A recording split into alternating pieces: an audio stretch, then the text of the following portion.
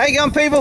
Everybody wanting to see the truck. Okay, that's the Toyota Tundra 2017. I think they call it the SR5. That's like the lowest model. I didn't get the platinum or all that.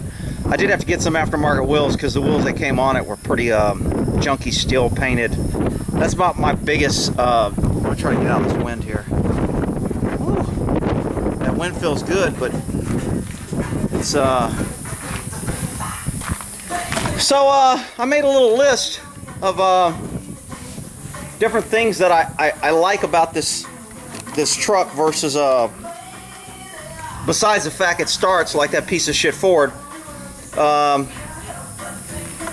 tailgate is a definite plus. Let me go out. Most tailgates, especially my Dodge, man, that sucker was heavy. And when you open the Dodge, that tailgate, man, lifting it and closing it.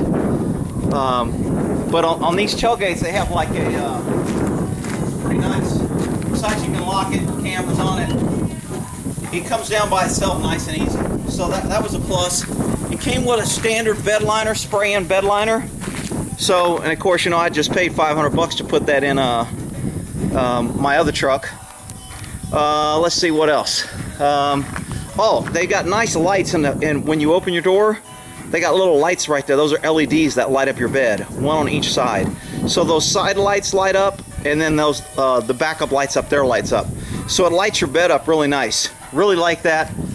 I had them add the step up, the side panels, running boards, whatever you want to call them. That's a huge benefit. I mean, they cost, I think, $500 plus install, but getting in and out of the car is a lot easier.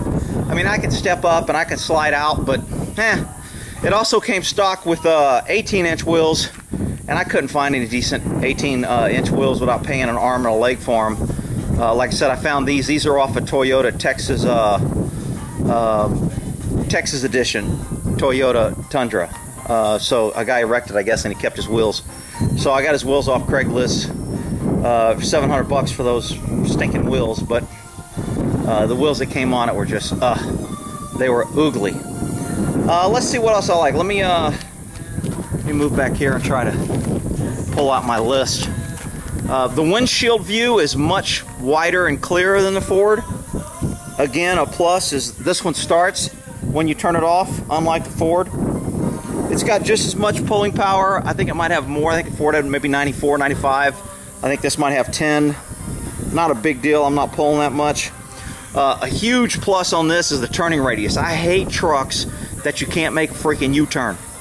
And I don't know what they did to these turning, but man, these wheels turn far. And you can make some sharp turns.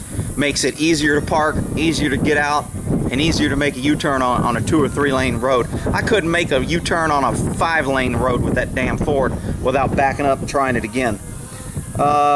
Let's see, the doors open more equally. I mean, on a Ford and a lot of the trucks, they'll open about this much.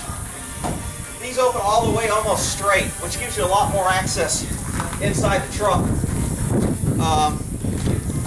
So I like the way the doors open a lot better. That back window, most of your trucks have a little half window in the middle that you can open up. That whole back window goes down. It's automatic, it's standard.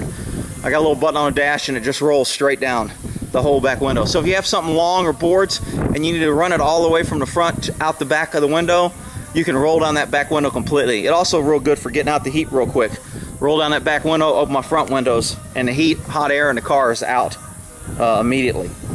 Let's see, what else we got? Field of view, I already talked about that. You can see out the front better. The touch dash, the touch screen, oh man, the touch screen on a Ford, I felt like I was gonna break my finger every time I pushed it because you have to really push hard. And on this one, the touch screen is light feather touch. And the audio recognition is better on the Ford. I'd say something and it'd always say, I don't understand you, or to do something else. This one, it has a learning on your voice. You hit learning mode and you say a few sentences and it asks you a bunch of questions. So it learns to read, I guess, your accent or whatever, you know, however the hell I talk. And so now when I say something, it knows it's me. So it knows what to do and how to do it. So I don't get any mistakes. So other than that, I mean, I'm pretty happy with it. It's a hell of a lot cheaper than the Ford.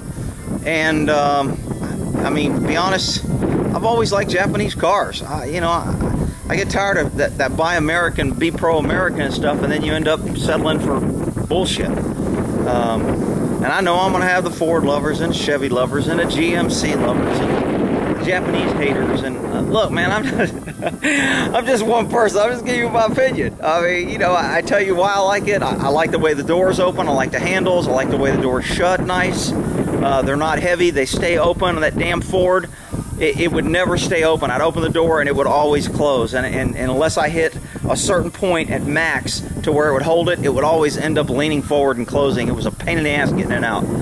So there's a lot of things about the Ford I didn't like. The biggest thing is that it wouldn't start once you turned it off.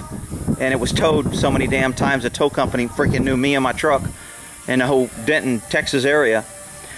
But anyway, bed liner free. I also had them tint the windows a little darker. In Texas, here's something in case there's some Texas cop that's up on the tinting, because I didn't see this in there. The dealership would only tint these to 35%, even though Texas law says 25% light. You can tint the front windows up to 20. There's no limit on the back windows. I can have them as dark as I want. But the front windows, driver and passenger front window, can only be blocking. You have to, when you put the light sensor on it, 25%. It has to read 25%. Well, I told them that's what I wanted, and they go, oh, well, we only do it for 35. And I go, why? Oh, wait, you trying to be the freaking government? You know, next guy's going to want to do 45. The law's 25. I said, I want you to pay for my tent. I want 25%. Well, we can't do that because, you know, if you go out and get a ticket, we can get fined $10,000 because we did it. And we have to certify that we did it. And they know that this is a factory tent or a Toyota tent. And if we do it to 25%, it darkens after about a year. And then when they put a light reader on it, you're going to end up getting a ticket. And then we'll get a ticket and we get fined $10,000. So we only do 35%. I don't know if that's true. That sounds like a dealership wanting to be freaking Safety Sally and, you know, afraid to do what's legal. So they just want to always do, you know, that's the way government does.